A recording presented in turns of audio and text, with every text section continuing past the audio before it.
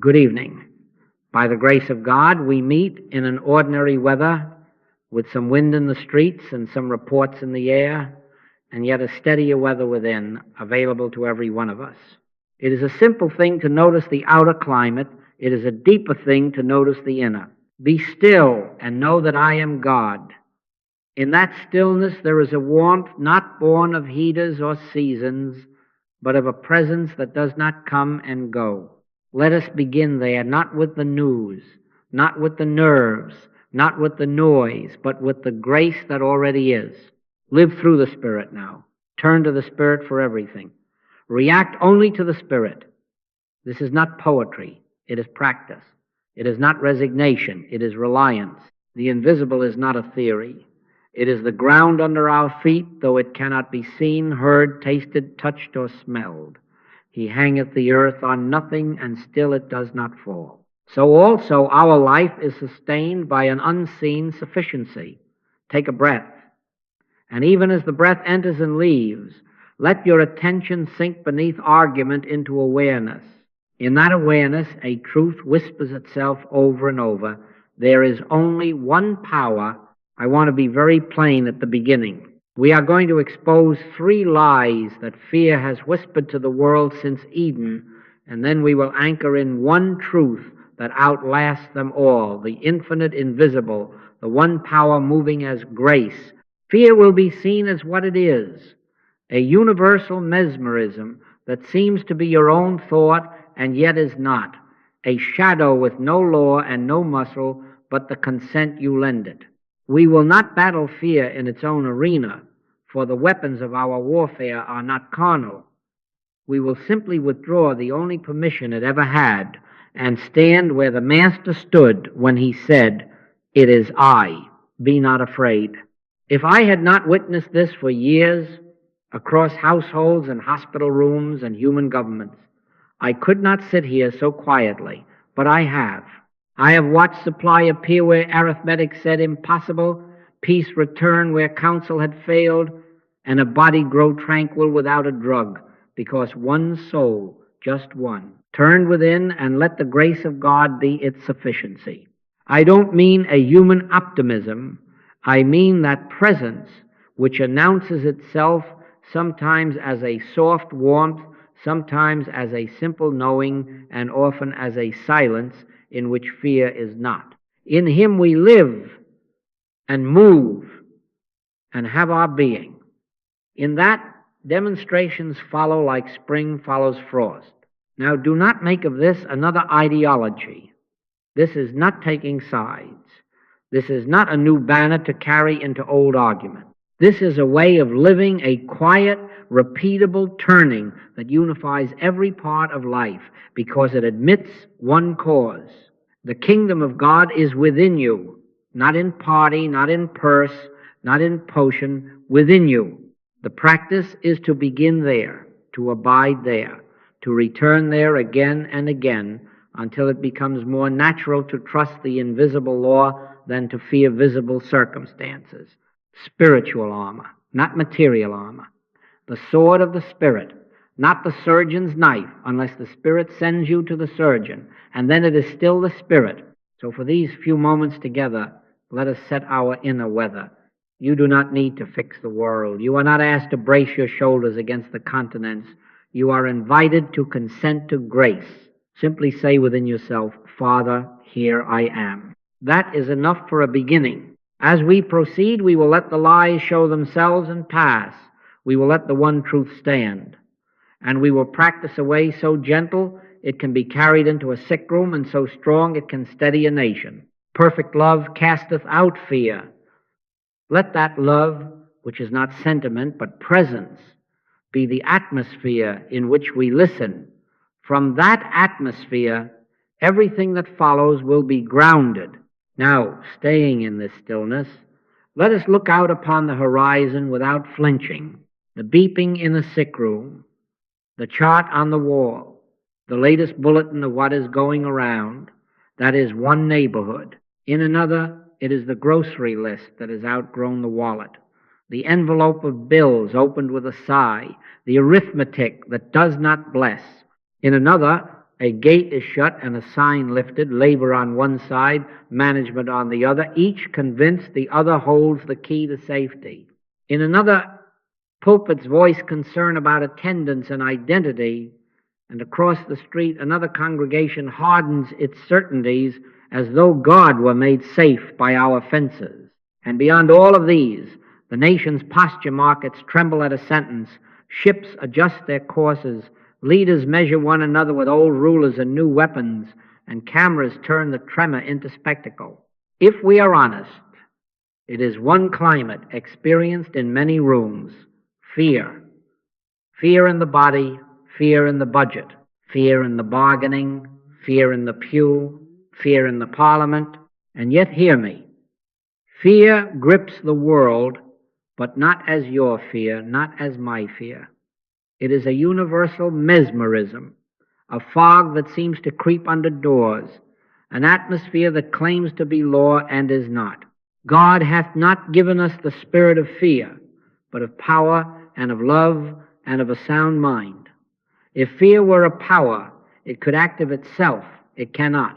It borrows the only leverage it ever appears to have from our consent. Many times a call has come. What if this spreads? What if I lose? What if they strike? What if they win? What if they leave? What if they come? Different nouns, same ghost. If I receive it as your personal possession, I have already agreed to its premise and must set about managing you and it, but I will not. I will recognize it as the world belief pressing for admittance, as wind rattling shutters, as noise without authority. We do not personalize the weather. We do not condemn the window for the rattling. We simply secure the latch and rest in the house. So too with fear. It is not a person, not a character trait, not a destiny.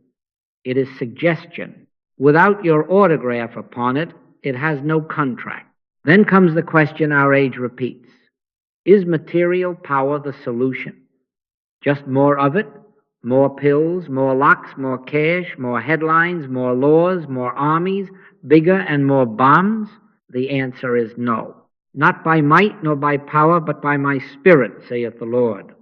We are not denying pills or laws or locks their place when guided by grace. We are denying them divinity.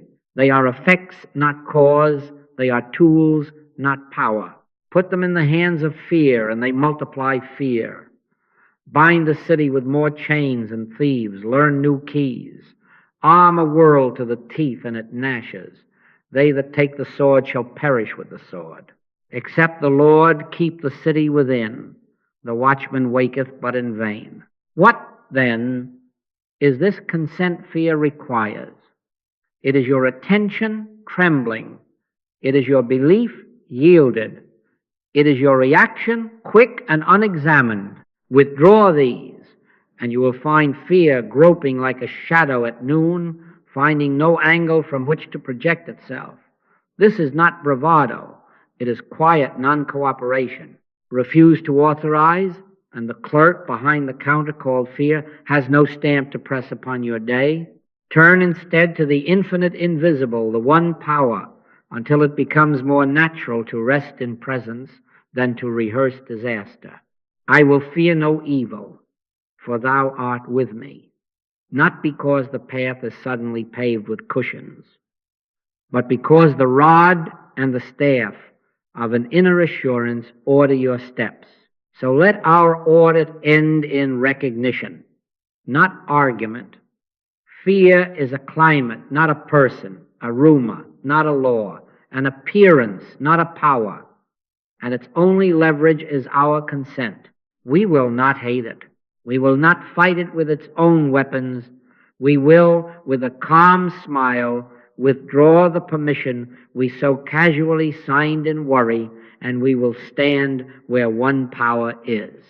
From that place, we shall unmask the lies one by one, and we shall see how, as consent is gathered back into God, harmony appears from the bed to the balance sheet, to the bargaining table, to the borders.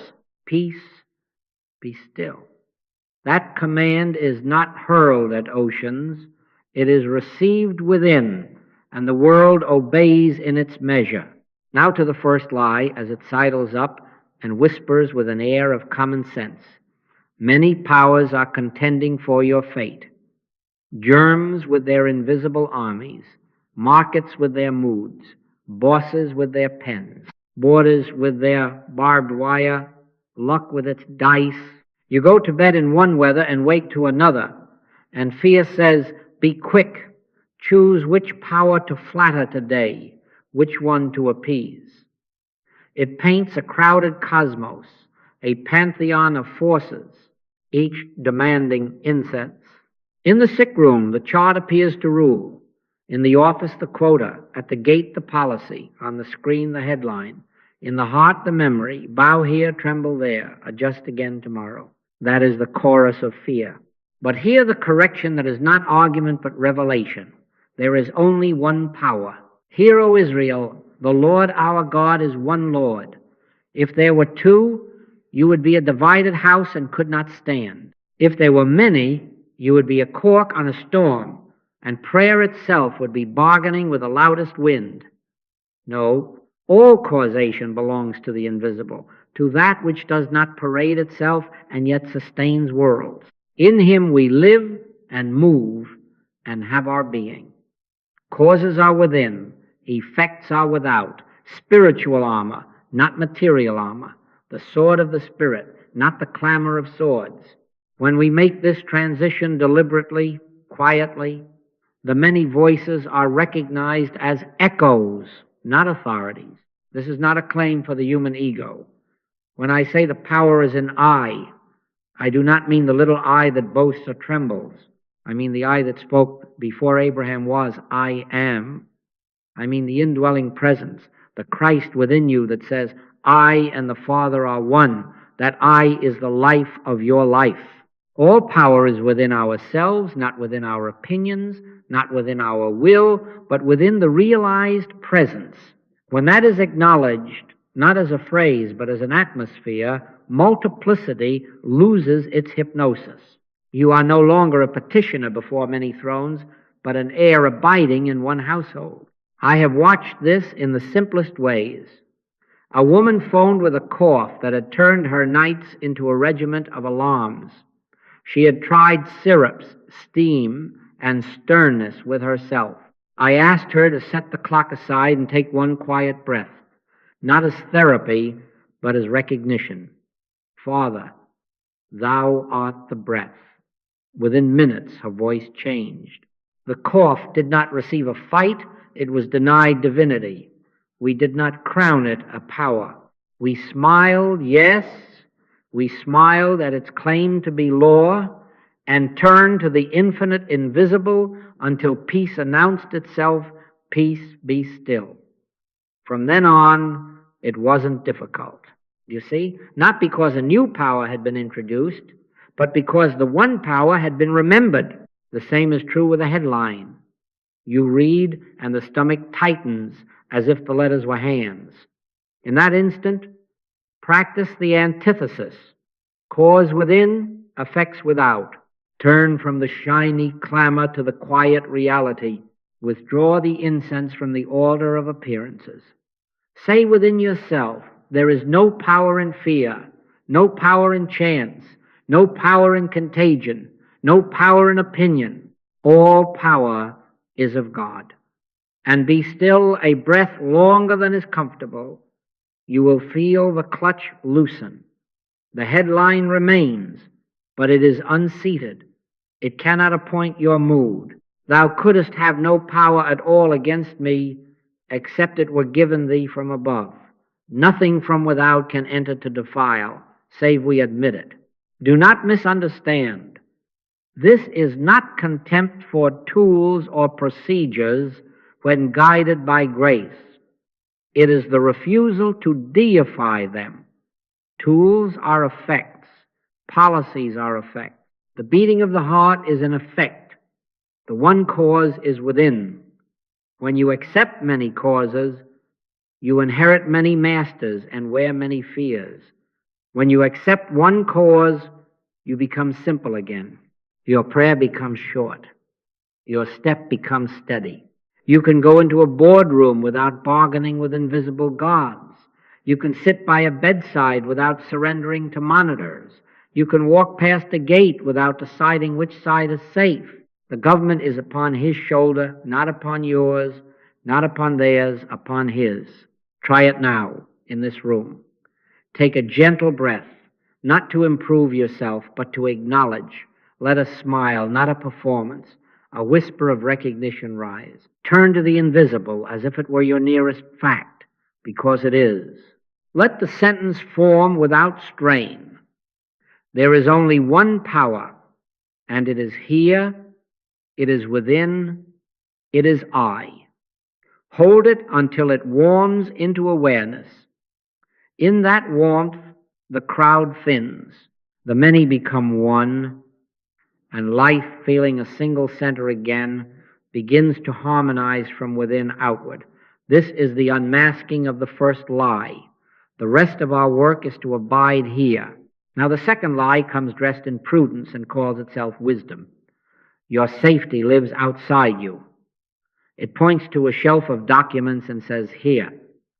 It nods at savings and says, there. It leads you to a fence, to a policy, to a credential hanging in a frame, to a calendar circled in red, to a cabinet of medicines, and it whispers, if you can secure these, you are secure. It is so calm, so reasonable, that crowds line up to kiss the ring of it. And yet it is a lie, for it enthrones effects as causes and leaves you praying to statues of your own making. Safety is not found in externals. It flowers from inner reliance on the invisible sufficiency of grace. The name of the Lord is a strong tower. The righteous runneth into it and is safe. Not the tower of a figure in a ledger, not the tower of a gate with a lock, not the tower of a date on a calendar that promises, after this, then you may rest. Rest begins within or not at all. Make a conscious transition from dependence on that which is visible, on savings, on policies, on fences, on calendars, on credentials, to a complete reliance on that which is invisible, the presence that cannot be measured and yet measures out your steps. Under his wings shalt thou trust. Do not misunderstand me. This is not contempt for means when grace sends them. It is the refusal to worship them. Spiritual armor, not material armor. The sword of the Spirit, not the surgeon's knife. And if, in your quiet, the Spirit sends you to a surgeon, then it is still the Spirit. The knife remains a tool, not a God. If a policy appears, receive it as a provision, not as a savior. If the savings are there, bless them as effects, not as cause. If a fence stands, let it remain a boundary, not a refuge. Safety is not in the wall.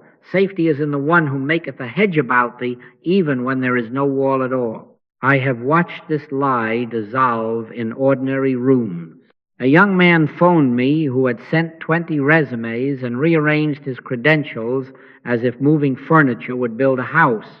His voice had tightened around the calendar. Rent day had become his pharaoh. We turned together very simply from the date to the presence. Father, thou art my sufficiency. We withdrew our incense from deadlines and diplomas and rested not as a tactic, but as truth. My peace I give unto you, not as the world giveth, give I unto you. 2 days later, without another resume, the phone rang. A position he had not applied for had opened by the quietest of chains, and he stepped into it without bargaining. The job did not produce his peace revealed his job, do you see? The means arrived as effect. Another time, 2 parties pressed toward court with clenched teeth, each certain a louder demand would be their Moses. We did not argue terms, we did not take sides. We stood still and saw the salvation of the Lord within consciousness. Blessed are the peacemakers.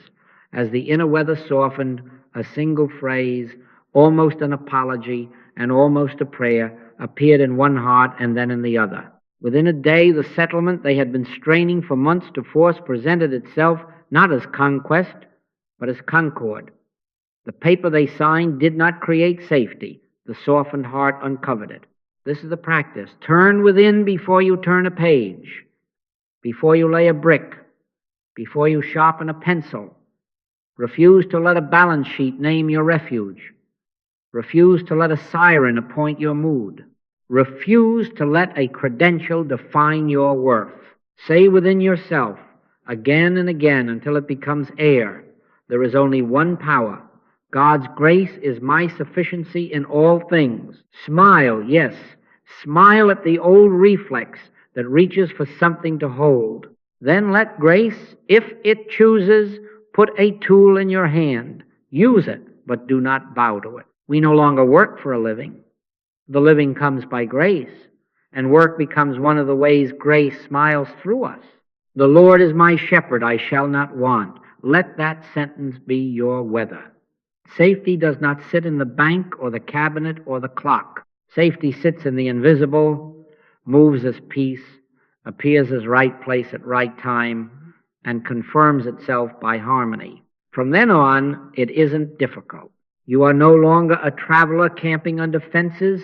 You are a son, a daughter, abiding in a house not made with hands, eternal in the heavens, and wonderfully present here.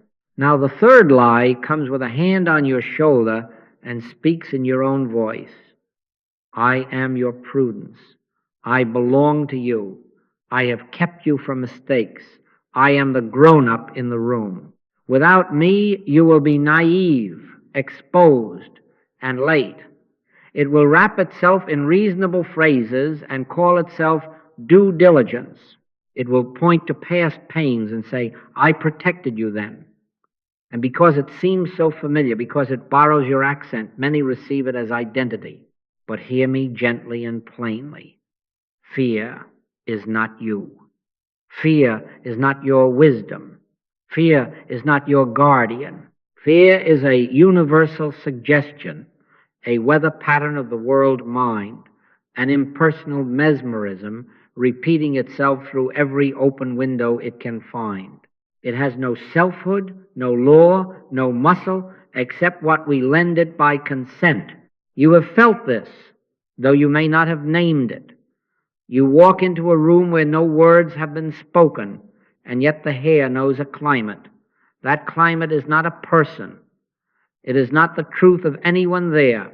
It is the fog that claims the harbor.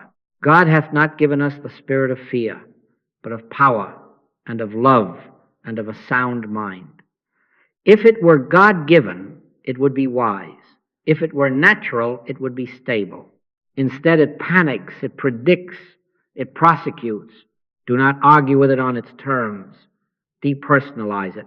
See it for what it is. Wind rattling shutters, and we do not accuse the shutters. We simply secure the latch within. Nothing from without can enter to defile, save we admit it.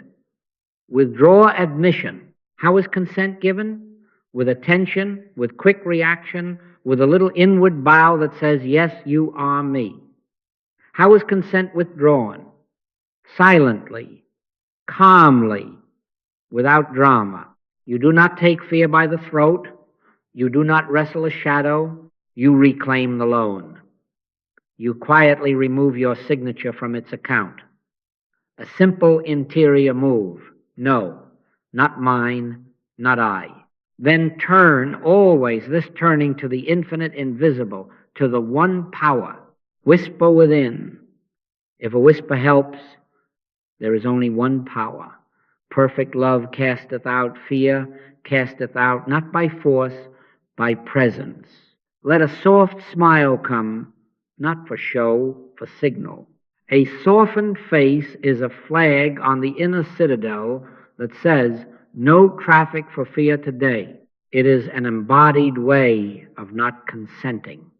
You will be surprised how often that is enough. I have watched a mother do this at 2 a.m. when a child's breathing made an old memory knock at the door with threats of again and worse.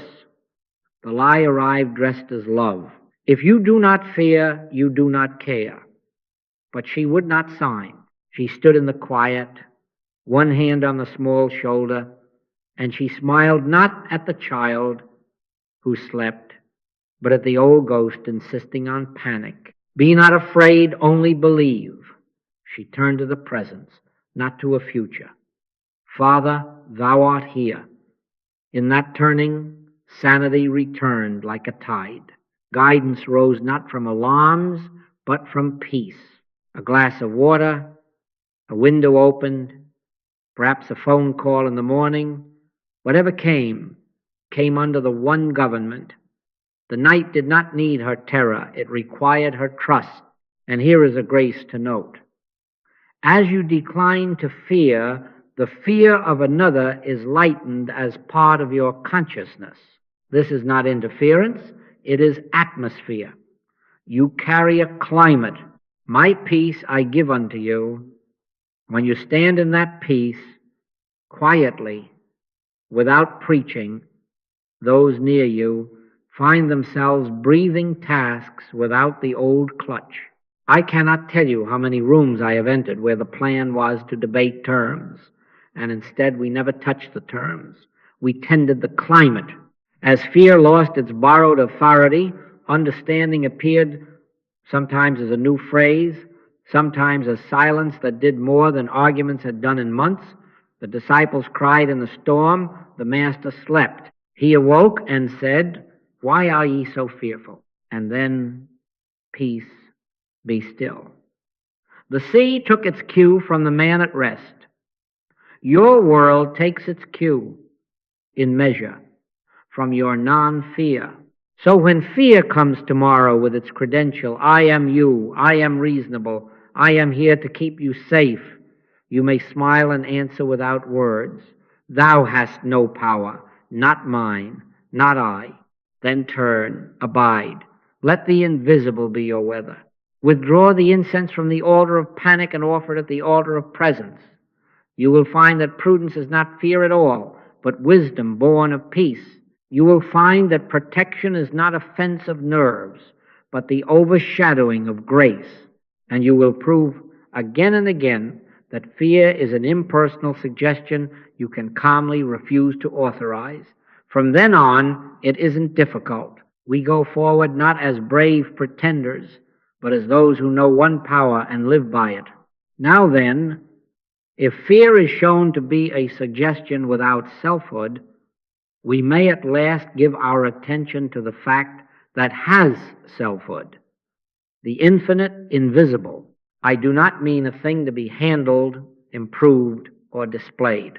I mean presence, alive, self-existent, causative, not an object among objects, not a force that contends with other forces, but the very life of life, the cause of causes, the reality that sustains all appearing without being contained by any appearance. He hangeth the earth on nothing. The seen rests on the unseen. Your breath, your commerce, your seasons, your rising and lying down effects, all of them. The one we name God is cause. There is only one power. When I speak of the infinite invisible, I speak of that which becomes tangible, not as a spectacle, but as awareness.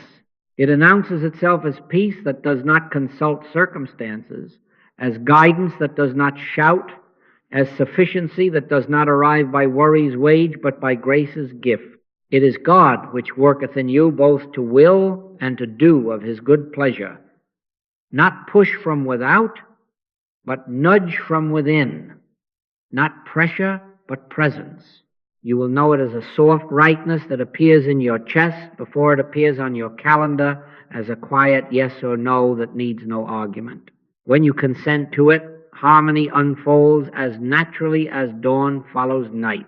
Grace is the mode of this. 1. God's grace is our sufficiency in all things.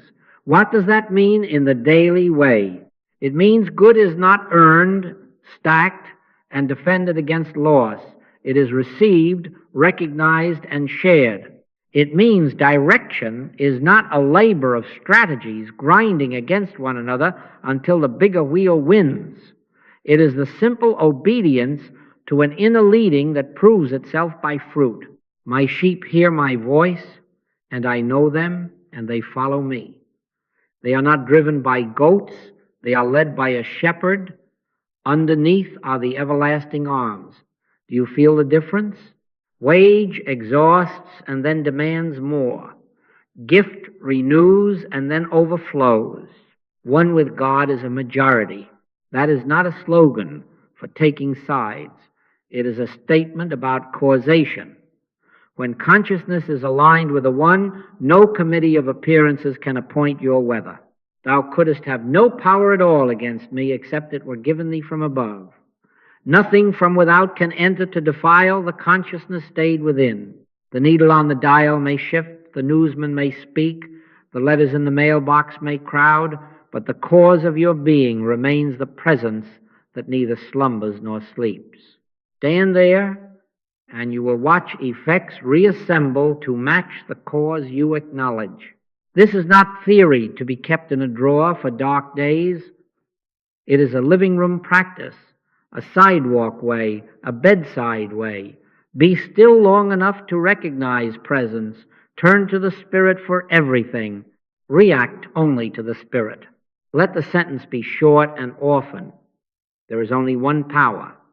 Whisper it until the whisper becomes felt, and the felt becomes trusted, and the trusted becomes your native air. You will find that your questions grow simpler, not how shall I manage, but Father, what is mine to do?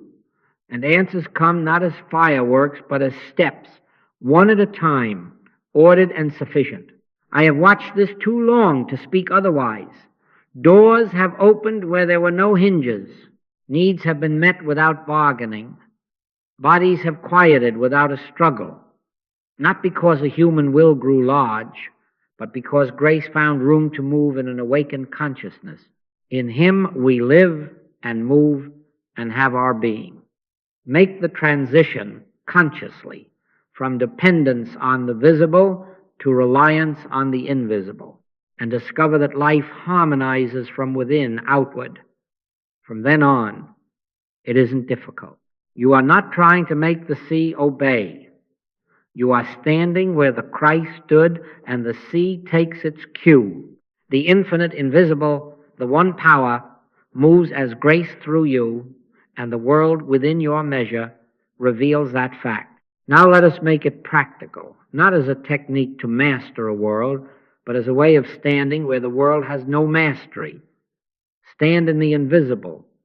Turn within. Become still. Acknowledge one power. Release all other claims. Rest and listen. Be still and know that I am God. Make this your simple liturgy. Live through the Spirit now. Turn to the Spirit for everything. React only to the Spirit. Say within yourself without strain, there is only one power. Wait a breath longer than you are used to waiting. Let the waiting ripen into awareness.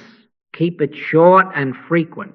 Better many sips than a single gulp. 3 to 5 quiet moments each hour, if you can. One long breath that turns from appearance to presence, from headlines to heart, from noise to knowing. Pray without ceasing is not a marathon of words. It is the habit of returning. Lift your eyes inwardly, acknowledge the One, and then go on with your task as one who abides. A minute here, half a minute there, 10 seconds, if that is what traffic allows. Do not despise the small. Those sips keep the atmosphere clear. They withdraw again and again. The consent fear seeks to borrow. When crisis announces itself, this is your protocol. Pause. Do not rush into the arms of the alarm. Breathe once, gently, inwardly say, one power alone, one presence here, one law governing. Let a small smile come, not denial, recognition. Then proceed only as guided. If a word must be spoken, it will be given. If a step must be taken, the foot will know where to land. If the right move is to wait, you will find the grace to wait without pressure. Fear thou not, for I am with thee. It is I. Be not afraid. In that pause, you have withdrawn the only coin. Fear spends your unexamined reaction, and you have paid instead with trust. From then on, it isn't difficult. You are no longer a respondent to panic, but a servant of peace. Cultivate this as a daily way. In the morning, let a few lines lift you, not to decorate the mind, but to open the door of the heart.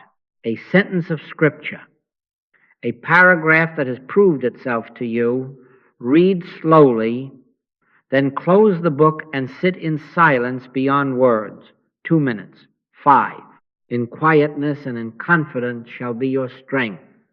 Ask nothing. Argue nothing. Acknowledge. Then, as the day unfolds, practice small obediences. If the inner nudge says, wait, then wait. If it says, call, then call. If it says, apologize, then apologize before the mind drafts its brief. My sheep hear my voice, and I know them, and they follow me. Study not to arm debate, but to disarm self-will. Work not to earn life, but to express the life that grace supplies. Give us this day our daily bread, not tomorrow's hoard, today's sufficiency. This practice is also a service, and it need not be announced. Do not preach, carry the atmosphere. As you enter a room, withdraw the power you once gave to fear on behalf of those before you. Let your first inward act be, there is no power in fear here. All power is of God. Then be quiet. Let outcomes speak. A meeting that was bristling will soften. A child who was taut as a wire will slacken.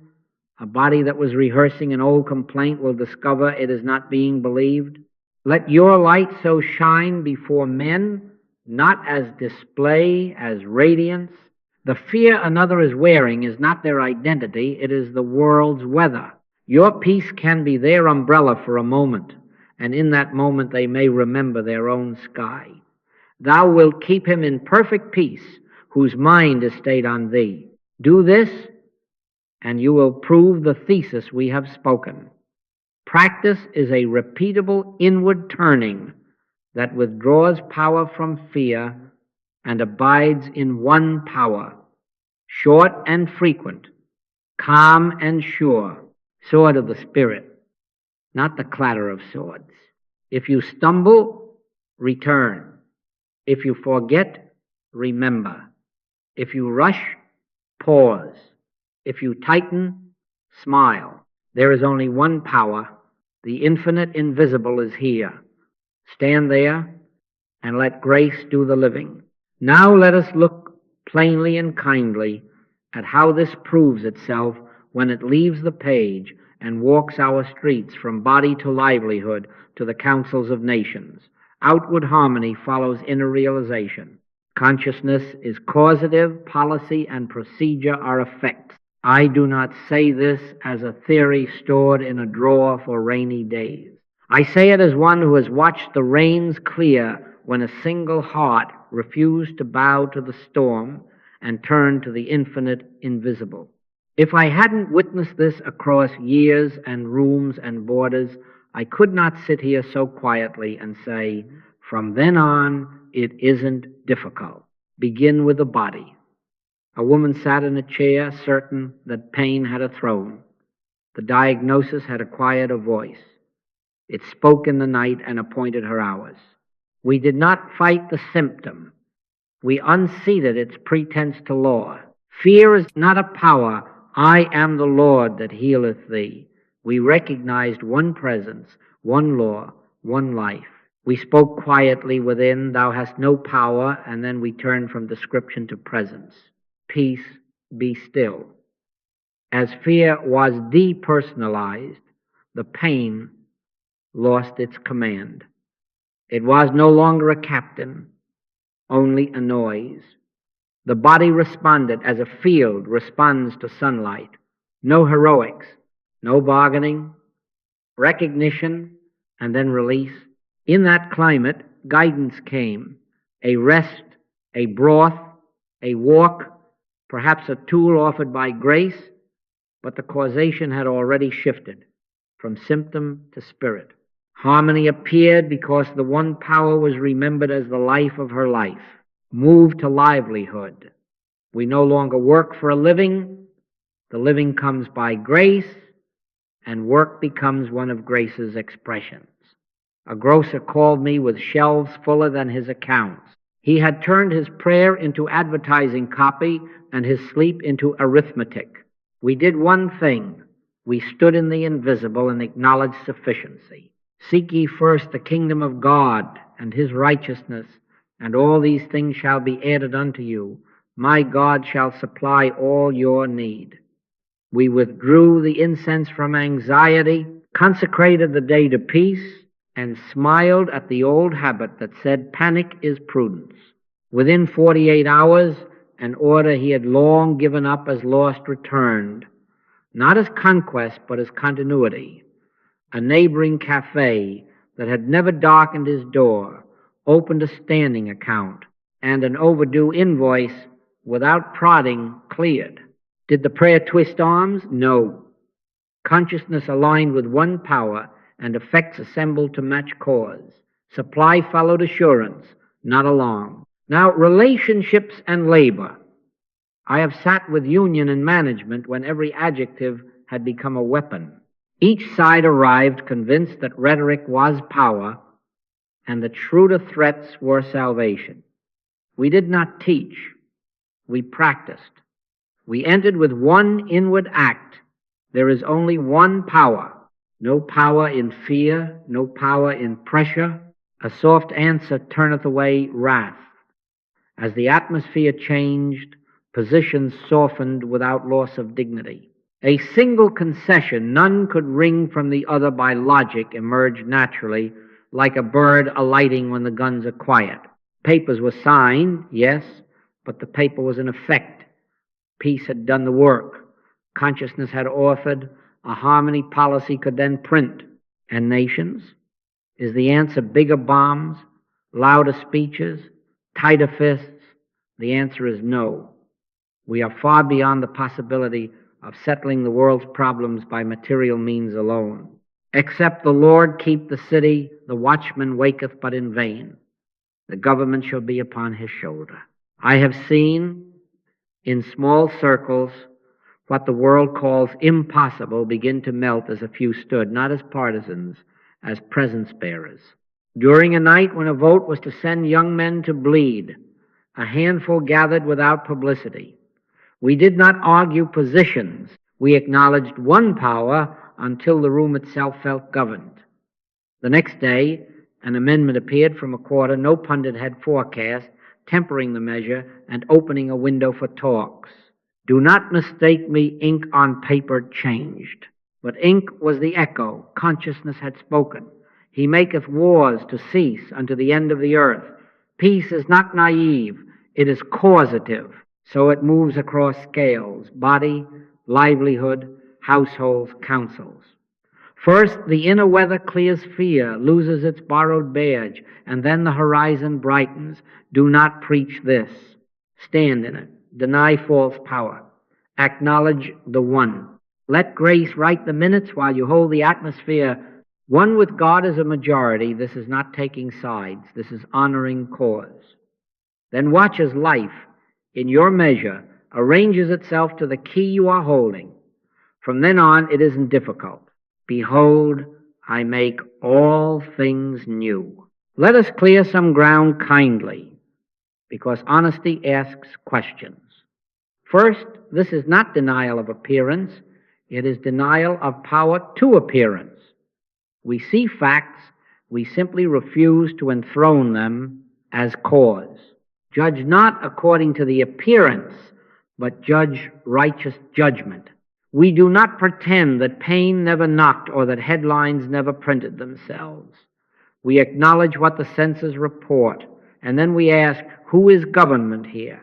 We withdraw our consent from fear's claim to be law, and we return authority to the infinite invisible. While we look not at the things which are seen, but at the things which are not seen, that is not blindness, that is true sight. It is the sword of the Spirit, not the clatter of swords.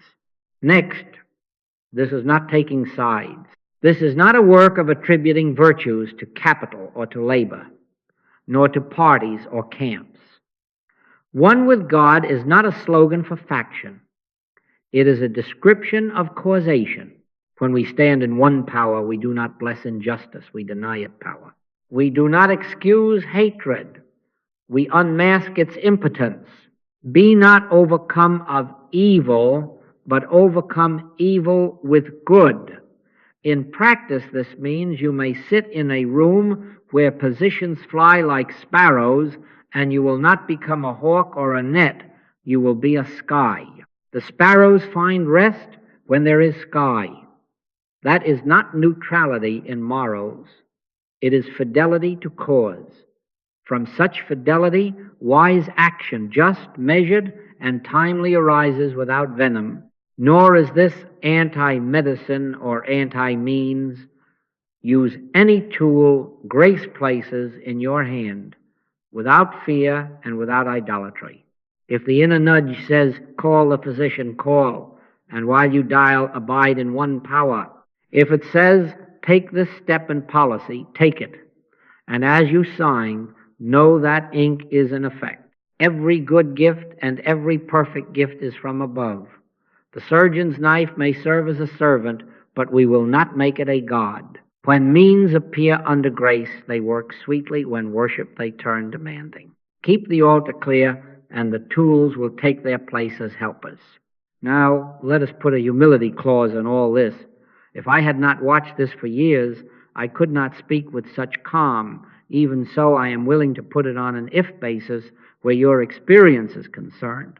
If this be so, demonstration will outrun declaration. Prove me now herewith, saith the Lord of hosts. Do not argue it into your neighbor's living room, live it into your own. Let results verify. If, as you practice, fear loses its voice and harmony appears in proportion, you will not need to persuade. Fruit will speak, and if on a given day it seems slow, do not condemn the seed, tend the soil, for Jesus warned us of soils, wayside, stony, thorny, and good. The seed is one, the soils differ. Rocky states are quick to thrill and quick to forget.